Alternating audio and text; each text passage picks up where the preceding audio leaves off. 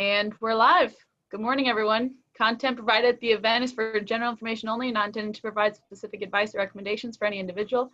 Any performance reference is historical and no guarantee of future results. All indices are unmanaged and may not be invested into directly. Any economic forecast set forth during the event may not develop as predicted, and there can be no guarantee that any strategy will be successful. These thoughts and opinions are those of Gimbal Financial and do not represent the views of LPL Financial. Securities offered through LPL Financial, member of FINRA, SIPC. Investment advice offered through Gimbal Financial, registered investment advisor, and separate entity from LPL Financial. Good morning, Keith. Amanda, nice work. That was impressive again. Took a deep breath there. Good morning, Douglas. You have a great future in used car and new car ads on talk radio shows. Should I be concerned? Are you sending me a signal? That pink piece of paper on your desk, don't worry about that. Yeah. And good morning, Deb. Good morning. How is everyone? Keith, I'm not nauseous yet with your background, but I'm in a driverless car. Not really. I've got some research I'm working on today, and I'm in the passenger seat. So I apologize to anybody that my background might offer them a little bit of disturbing action behind me. You know, I look forward to the days of a driverless car. I love cars and I like to drive. I think that's fun. But most of the time, you're just going from A to B. And a driverless car sounds great. You can they do exist.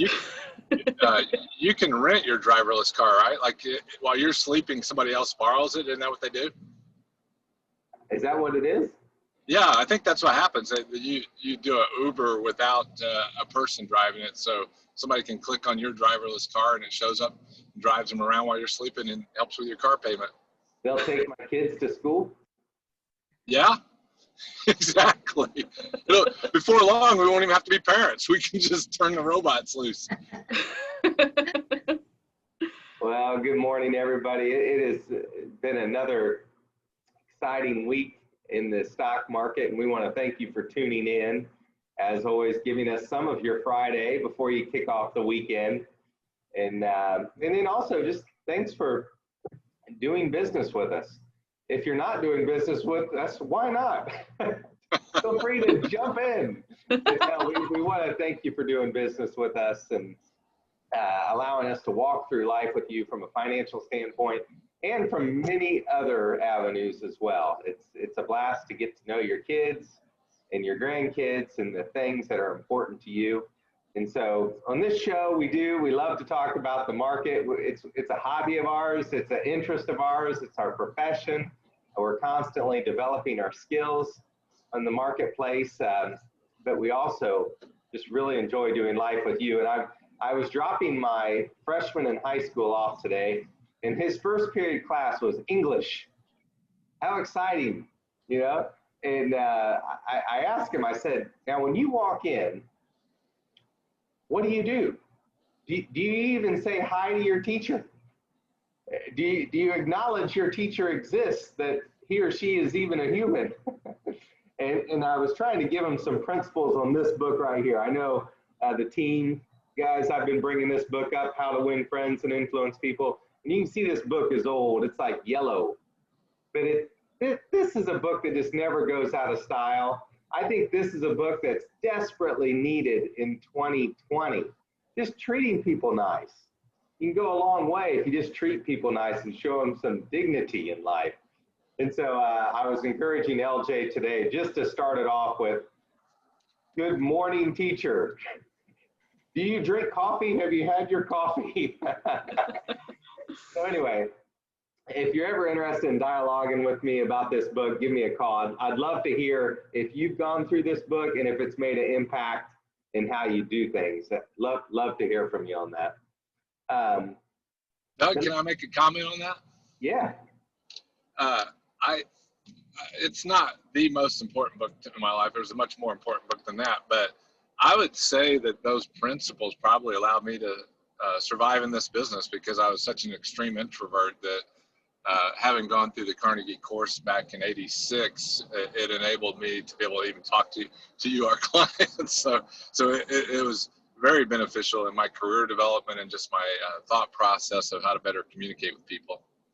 And from an extrovert standpoint, what this book has done for me is help me to learn when to stop and just listen.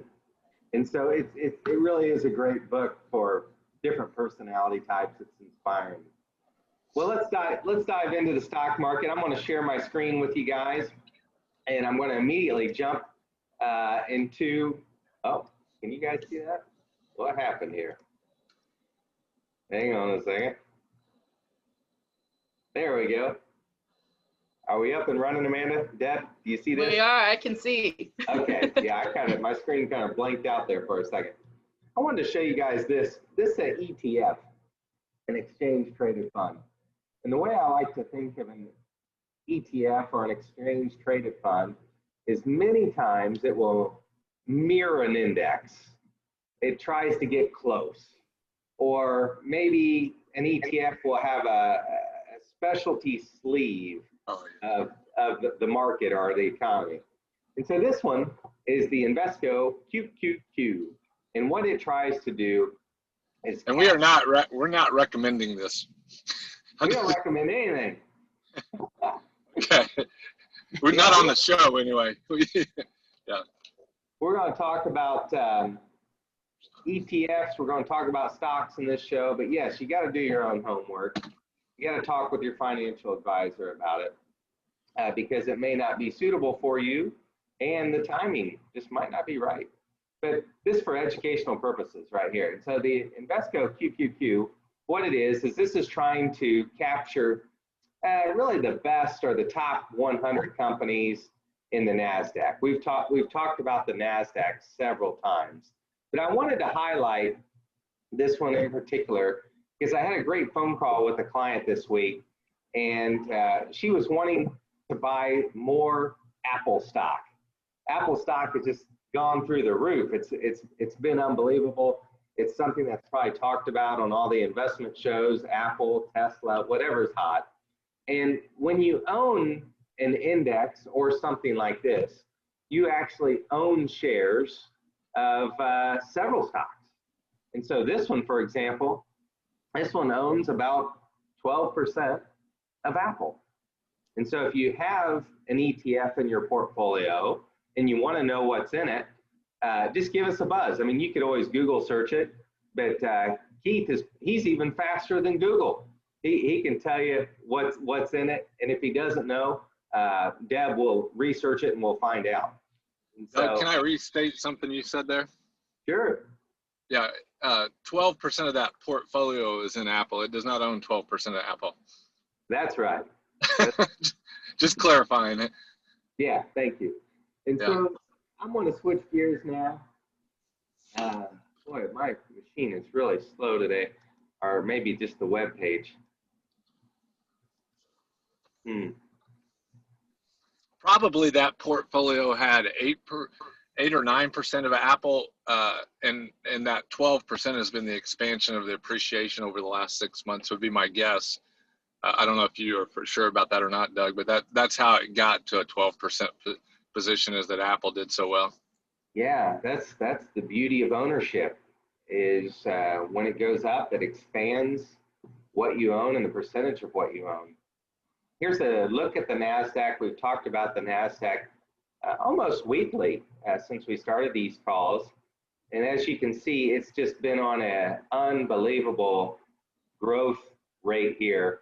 I don't remember seeing anything like this myself, except for the 1999 run up. And that would have been my first couple years in the business. But this run up like this has just been unreal.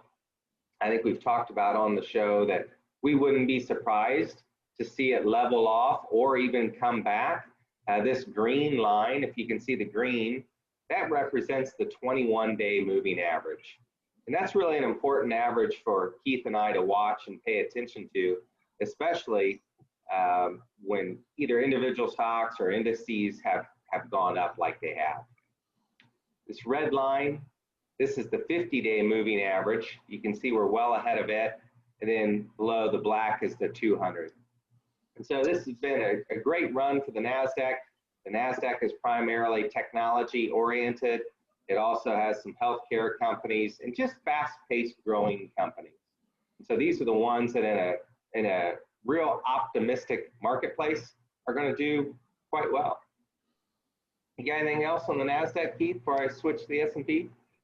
The red line that is the 50-day. One way to think about that is that's the last 3 months roughly, and the black line is the last 12 months. What it tells you, if you're just looking at this, if you're sitting at us and you're looking at us, just the angle of those lines will tell you whether you're in a market that is rewarding you for being in the market or not. Those particularly the red one tells you in the short term, have you been rewarded? The angle of that says, yes, you've been rewarded. The fact that the 1 year trend line is trending upward is amazing to me, having considered what we've been in as a country over the last 6+ months. So that's the essence of what those lines tell us, is generally the direction, short term and long term, of what's going on in the market. Yeah. Switch gears over to the S&P 500. The S&P 500 just plateaued over its high back earlier before the coronavirus sell-off began.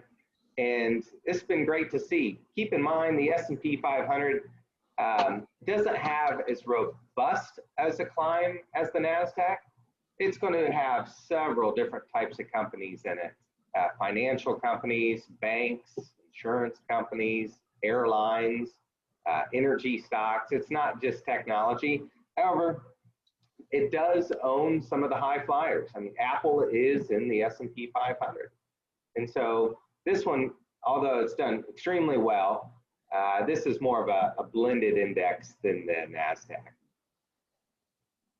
I think critical for listeners to consider is that different indices will perform extremely well in different times. So just because the NASDAQ has done really well this year, it doesn't mean you can just lock it and forget it and think that's going to do well.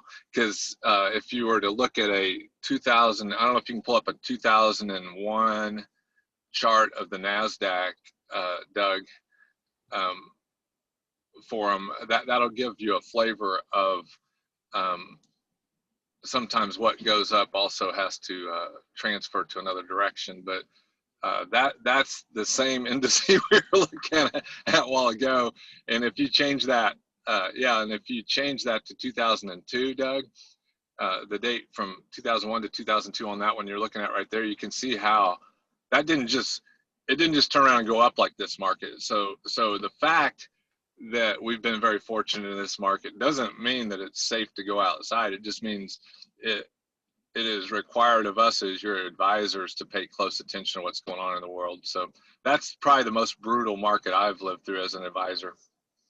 I went ahead and changed the date again. This is one of the services Keith and I really rely on, where we can go back and look at historical data and see what's happened in the past.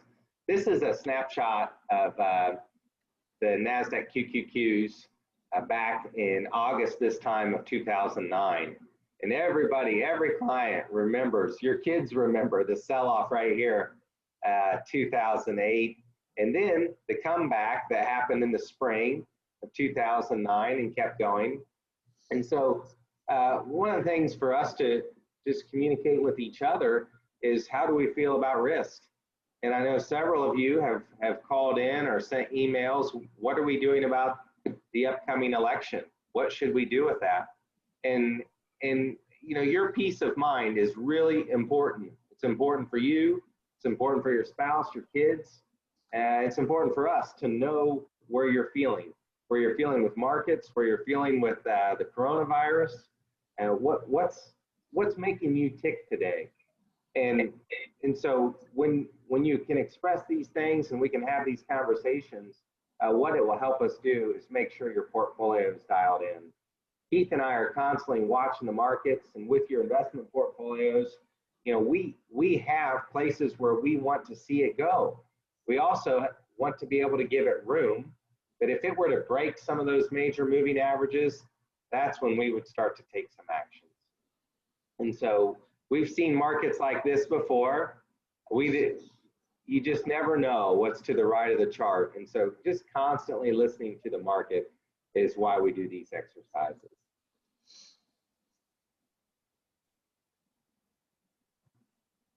All right. Anything else on the markets, Deb? Well, no, you got, I was going to transition to, while we're on the topic of talking about feeling comfortable in our responsiveness or our reaction to what's going on in the world and how we feel about it. But I think we get these weekly updates from a vendor that we use, and they share a cool graphic. I'm gonna pull it up here. And Keith, I don't know what your thoughts are on this one, but this was from this week's. I think we were gonna talk about this area right here. If you can tell, the coronavirus, and this is death per million people in the United States. So coronavirus 2020. Yeah, I've been, that top of that thing say COVID-19, Amanda, I've been spending a lot of time concerning myself with COVID-20. I found out the COVID-19 probably added 20 to my waist, so the COVID-20 has been my problem. You're not alone. You're not alone. A little ADD there, but yeah, I think it you know, I had a lot of data, statistics, marketing research when I was in college, and so I always, whatever I'm trying to think through, I try to look at the data and see what's really saying versus what people who think they know what's going on say. So what that particular chart there tells me, Amanda, is, and I don't have my readers on, so I know the red one is the current COVID-19, and what's the number to the right of it? Is it 555? Yep. 555 deaths per million with this pandemic, and then right above it is which pandemic? 1957 to 58, N2, Okay. H2N2. Okay. That one I don't know. Yeah, me either. That's way before my time. And how many deaths per million were at that one? 666. 666. That's kind of demonic. But then the one below it is what? The 1968 N3. I'm sorry, H3N2. I think I'm dyslexic today. I'm sorry. And how many is that one? 502. 502. So COVID is a big deal. It's just not the 1916 flu. 1918. Yeah, 1918. And in my opinion, I feel like our leadership has mismanaged this one, because we went through some of our clients have gone through those other two. Most anybody that was at Woodstock, anybody that was at Woodstock was at Woodstock when that 1968 one happened, right? They weren't wearing masks. They weren't even wearing clothes mostly. So the reality of it is that this thing is a big deal, and that everybody has different concerns and anxieties about it. But I think the reason we wanted to show this is if your anxieties are really, really high, we just wanted to put it in a numerical form so you can kind of put it in a historical point of view, because it's definitely not the 1918 or whatever year flu that was. The bottom one on there was the swine flu in 2009. Yeah. And looking at this, I'm pretty sure that one went through my household. We had 8 people in our household when that one hit, and we had 9 of them sick. How do we have 9 of them sick? We had 7 of them sick at one time. So that one hit us really hard. And my next door neighbors got hit with the COVID, and 3 out of the 4 of them had varying experiences, just like my family had varying experiences with the 2009 flu that went through our house. I think the thing to pay attention to, and it's not on those charts, but whether you're a person who's going to take the vaccine or whether you're a person who's not going to take the vaccine, there is innovation happening within the U.S. and globally right now that is light speed, and it's light speed for several reasons. Number Amanda, one, can you put the chart back up? So we can talk about it from there. Yeah, go ahead, Doug. It's on that chart. Oh, is it? Okay, good. Yeah, the innovation right now is just unbelievable, and it's a global team effort. That's the thing I love most about it. And so you have people who are motivated and driven to come up with a source of a cure or something that makes this better, new technologies that technology could be doctor visits online. It could be several different types of things that make your life better. And that's what gives me some optimism about your portfolios and the market and the health of your finances is regardless of what happens November 3rd, regardless of when this pandemic is over, there are people who are aggressively taking risk and doing things who are innovative, and that's going to be a disruption in the marketplace. Yeah, so that line there with the variations from orange, I think it's to a yellowish color there, that tells you the different phases they are towards one that's mass produced in the market there. And so we're happy to send this out to y'all that are interested in it. And it's got some really, I think, I know everyone that's watching this has different anxiety levels towards this particular season we're in.